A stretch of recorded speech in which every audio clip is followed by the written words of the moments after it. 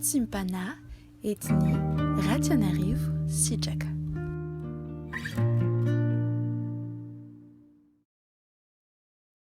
Voici, il ne sommeille ni ne dort, celui qui garde Israël. Prions. Seigneur Jésus-Christ, merci pour ta bonté et ta bienveillance. Merci Seigneur parce que pendant la nuit, nous dormions, mais toi tu ne dormais pas, tu ne sommeillais pas, dit ta parole. Tu veillais Seigneur sur nous. Merci Seigneur de prendre soin de nous. Et le fait que nous dormions et que tu gardes Seigneur notre souffle de vie, que tu prennes soin de nous Seigneur, montre que nous ne sommes absolument pas au contrôle de notre vie, des circonstances que nous traversons, mais que toi Seigneur, tu es souverain. Alors merci Seigneur de montrer ta grandeur Seigneur Jésus-Christ dans des choses qui nous semblent si banales, telles que le sommeil. Que ce matin Seigneur tu parles encore à notre cœur, vivifie Seigneur notre esprit par ton esprit et insuffle en nous un vent nouveau. Insuffle dans nos vies, Seigneur, un vent nouveau. Ouvre les yeux de notre cœur. Apprends-nous, Seigneur, à comprendre, Seigneur Jésus-Christ, ce que tu veux nous faire saisir. Et que notre vie, Seigneur, soit différente. Notre vie, Seigneur, atteste et montre ta gloire dès aujourd'hui et pour toujours. Merci, Seigneur Jésus-Christ. Amen. Chère famille en Christ, c'est avec une grande joie que je vous salue ce matin. Et la parole que je vous ai citée tout à l'heure se trouve dans Psaume chapitre 121, verset 4. Psaume chapitre 121, verset 4, mais nous allons lire les versets 3, 4 et 5, où il est écrit au nom de Jésus-Christ. Il ne permettra point que ton pied chancelle.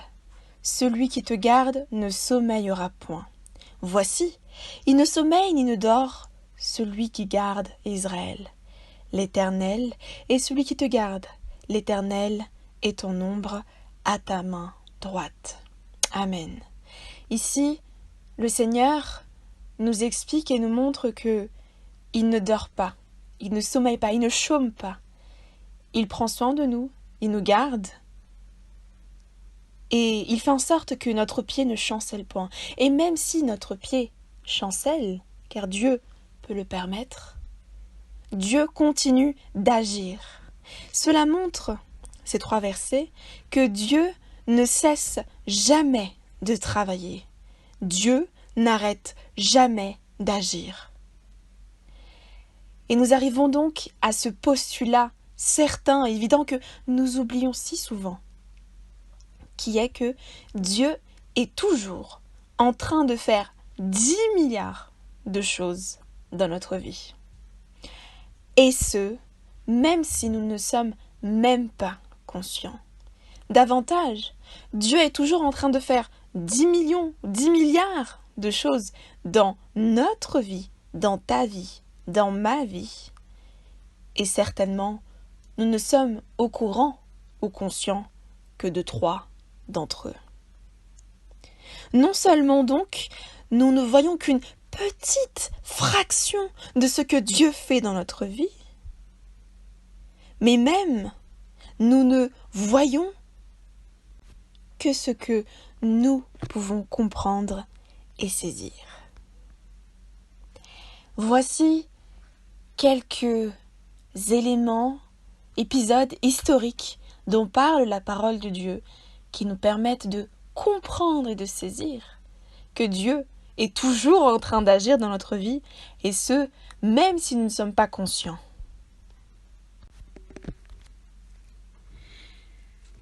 Voici, nous pourrions être en prison et Dieu préparait en avance à ce que l'évangile soit partagé parmi les gardes et rendre donc les frères libres et audacieux. Nous pourrions avoir eu un frère décédé que Jésus-Christ aurait guéri parce que Dieu avait décidé de prendre notre vie comme un chemin pour montrer sa gloire. Nous l'avons vu dans l'évangile selon Jean, chapitre 11, versets 1 à 44. Ou encore, nous pourrions être vendus comme esclaves, faussement accusés d'abus sexuels, être oubliés dans la cellule de prison, et Dieu pourrait être en train de nous préparer à conduire une nation dans laquelle nous étions pourtant étrangers et vendus initialement comme esclaves.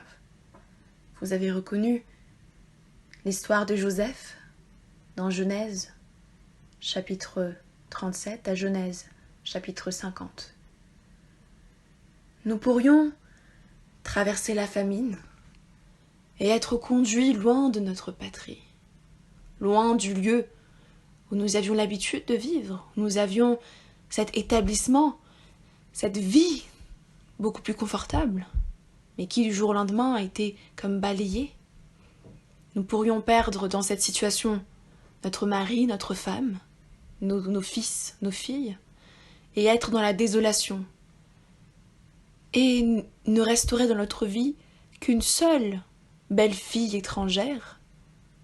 Et Dieu, dans tout ça, ferait de nous une ancêtre du roi.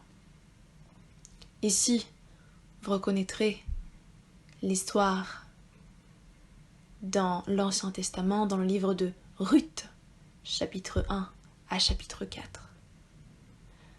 Nous pourrions trouver le meilleur conseiller, mais qui finalement nous donnera le conseil le plus fou qui soit. Et pourtant, dans ces circonstances-là, Dieu pourrait être en train de nous préparer à la destruction de notre ennemi. 2 Samuel, chapitre 17, verset 14. Nous pourrons être une personne pure, seule, célibataire, mais qui serait accusée d'immoralité sexuelle. Et Dieu, dans tout ça, est en train de nous préparer pour être une vierge bénédiction, d'une manière dont nul ne pourrait même en rêver. Ici, nous reconnaîtrons Marie dans l'Évangile selon Luc, chapitre 1, verset 35. On pourrait ne pas être capable de dormir et puis, tout à coup, nous lever et regarder un livre quelconque, nous rendre compte que c'est la parole de Dieu. Et dans tout ça, dans une circonstance qui semblait être si anodine, Dieu était en fait en train de nous préparer à humilier notre arrogant ennemi et sauver une personne condamnée. Ici, vous reconnaîtrez l'histoire de la reine Esther.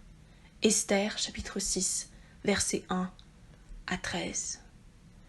Nous pourrions être humiliés et blessés, mais Dieu était en fait en train de confirmer notre identité d'enfant de Dieu et de peuple élu, et de nous purifier pour le plus pur et le plus haut héritage.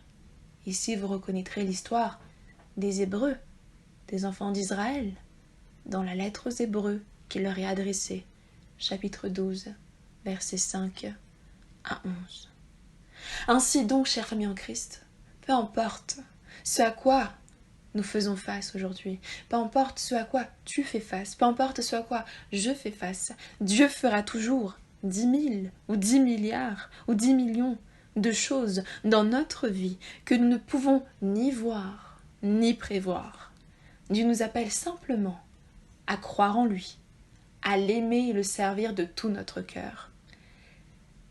Et alors, toutes ces choses, aussi folles, aussi difficiles, aussi incompréhensibles soient-elles, concourront à notre bien.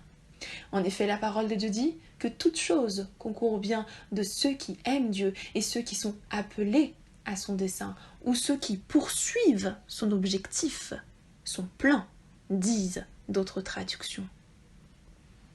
Nous pouvons donc faire face à la peur, à la honte, aux blessures, aux trahisons, aux abandons, rejets, pertes, échecs, incompréhension, au manque, au désespoir, à un désert, au chaos, au néant. Dieu est tout de même en train de te forger et de me forger, d'exercer nos mains au combat, comme disait le roi David. Tu exerces mes mains au combat, de rendre nos cœurs forts, mon cœur fort, ton cœur fort, ton esprit sage et intelligent, mon esprit sage et intelligent. Dans Daniel, chapitre 2, verset 21, il est écrit en effet, c'est lui qui change les temps et les circonstances, qui renverse, qui établit les rois, qui donne la sagesse aux sages et la science à ceux qui ont de l'intelligence. Plus les situations sont inextricables, impossibles, incompréhensibles, sans issue ou désespérément vides, plus la gloire de Dieu éclate.